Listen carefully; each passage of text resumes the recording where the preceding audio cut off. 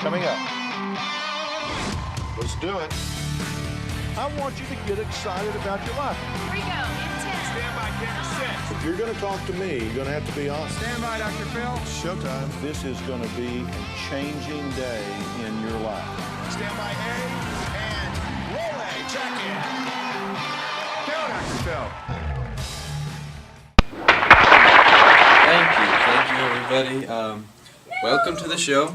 My name is of course Dr. Philip McGraw, and today we have some very, shall I say, unusual guests on the show today. We have a monster that has had a little trouble in his past with aggressiveness. He has killed a few people, but we don't tend to focus on that. We need to help him work out his problems with his creator, Mr. Victor Frankenstein. So, my first guest is Mr. Victor Frankenstein himself. How are you, Dr. Frankenstein? I've been better. Well, today I'm trying to solve that problem and make your life better today. Help me help you, Mr. Dr. Frankenstein, sorry. And, so let me ask right away. I understand that you and the monster will have two completely different sides of the story, so let's hear your side. Alright, well, I don't like talking about this. I just don't. I understand that. But, so I'm a scientist. I like science. I crave knowledge, and I thought that's all I ever wanted until I made this monster. I thought he was going to be beautiful, the perfect creation. I thought I was going to be famous. I thought all this stuff. Whoa! Was that your main goal? Was just to be famous in this whole thing? Not entirely. Yeah, I was lonely too. I could never make like a real friend. So yeah. So I wanted a friend that I hoped that he would be it, but he just wasn't. He was so ugly that I was scared of him. But you know, beauty is in the eye of the beholder, right? Correct, sir? That's true, but he's one scary dude. Well, maybe if you would have given him a shot, then he would have been beautiful to you. I mean, I guess that makes sense, but I mean, it's almost too late now. What can you do? So, what do you think about this spree he has been on, killing your friends and family lately? It makes me sick. I can't even comprehend how someone can have that much of a drive for revenge that you could kill somebody. So, do you take any responsibility for his actions as of now? You know, not really. I probably should, but I just can't. I feel like it's not my responsibility. And right, my objective here is not to make you feel bad. It is to, of course, help you, and I just want to bring out the monster. Right now, I'm going to have you step off stage, and we're going to hear the monster side of the story, alright? How's that sound? And then we'll bring you both back out here later. Alright. Alright, good. Hello, can we get a round of applause for Mr. Monster? Is that alright to call you Mr. Monster? Yes. Okay, take a seat, please. Glad to have you. Okay, so I just talked to your creator, Mr. Victor Frankenstein. Okay, that's all right. But that's why we're here. We're here to work through your and Victor Frankenstein's differences here today. That's why we're here. So, without further ado, let me get into the first questions. As of late, you have been on a rather large killing spree, and that's just not okay. Can I get your thoughts and rationale behind your actions?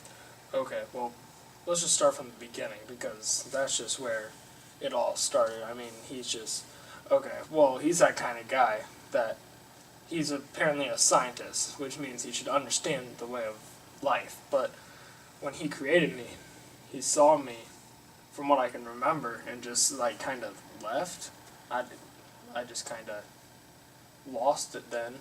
But later, when I met the DeLacy family, that was a family that, after all, society shunned me into the woods, as I'm sure you all know. They were in the woods, and looking at them, started to learn emotions.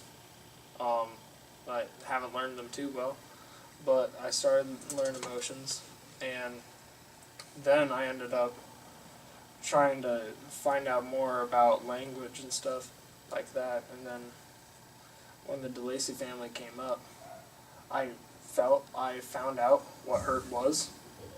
When I found out what hurt was, when Victor left me, the hurt that I felt then, even though I didn't know it then, the hurt that I felt was there, and it was deep, and I could tell now that when I found out what hurt was. Right, I understand. So let's backtrack a bit. Why do you think it was that Victor left you in the first place? Well, I don't know that answer to the question. Just an ugly monster, as he would say. But I would say it's because he didn't want to give me a shot. He didn't really think there was going to be anything coming from his creation. But you have proven to be a smart, thought-provoking individual, even though you have a rather large anger problem. I believe that you can overcome that and make something of yourself. What do you think about that? Well, I really think that just the feelings from Victor leaving me, I don't really think I can overcome that anger. Okay, well, I'm going to ask you one question. If Victor was here today, what would one question be to him that you have? And before you answer that question, we're going to bring Victor back on stage, folks. We'll be right back. Alright, folks, we are back here with both of the guests on the show today, and I really understand that there is some tension between you two, but we are here to work out the differences and not necessarily argue, but help each other through these rough times. And we're going to start off with going back to the question that you asked Mr. Monster, or sorry, I asked to you. It was, if there would be one question you could ask Dr. Frankenstein, what would it be? I just say, like, why? Why what? Like, why would you left me in that situation, why?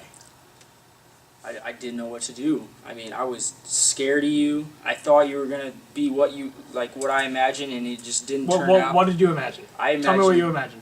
A beautiful creature, fame, fortune, whatever. I saw it in my head, and you didn't turn out how I wanted to. I was scared. I just feel like that's a stupid and unjustified reason to do what you ended up doing. Well, I mean, I did what I did, and it happened, and I'm sorry, but I didn't know what to do. I just didn't. And do you think, Dr. Frankenstein, that any of these occurrences could have been avoided if you had built Mr. Monster a companion? Well, yeah, I mean, he definitely asked for one, and I think if I could have trusted him, if he wouldn't have killed all those people and acted out in rage. You've got to be kidding me. Man, I think you bring that up now. I think Now. that's where I couldn't just make another monster, because it would have just been double the trouble, I guess. Right. Double. Okay, never mind. Go ahead. This is why we're here for. Share your feelings, Mr. Monster. Well, I just feel like if you had made me that other monster, maybe I wouldn't have killed those other people. It's not. I don't think it's that easy. Like, I think it's you killed the people, and I couldn't have trusted you with another monster. Well, I really feel like it is absolutely all of your responsibility that I killed those people. It might be, but why? That still can't justify your actions. You have to take responsibility for your own actions. Why did you? I don't really think so. Do you agree with that, sir? No, because I mean, he was supposed to teach me the ways of life. Like, he was almost like my father. He was the closest thing I had to that. And from what I've learned, fathers teach their sons what they're supposed to do, and I didn't know what was right or wrong. So you do see where he's coming from, don't you, Doctor? Yes, but I still, I mean, I see your emotion sides, but like, what would the companion have fixed? I feel like I would have felt love for the first time. Loved. I was always lonely, and I never got that love. Not from you, and not from anybody else. All right, that's fair, but I don't know. I don't know what to say, to be honest. Alright, and speaking of love, we are going to help these young men figure out love while we are on this commercial break. We'll be right back, folks.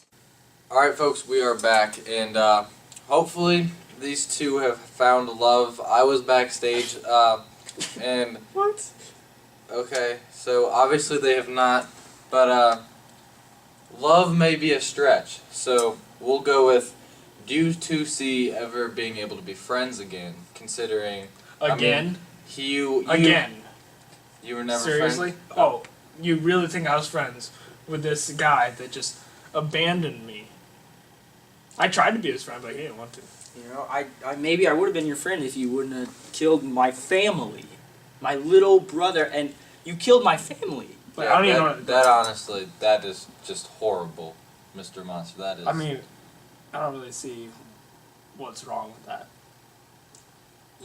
My family's dead. you're an Yeah. imbecile. Okay. Excuse me. Here we go again. I'm out. Okay. Okay. No, like really. What? Please sit down, What did you sir. say? What did you Please say? sit. What did you say? Security!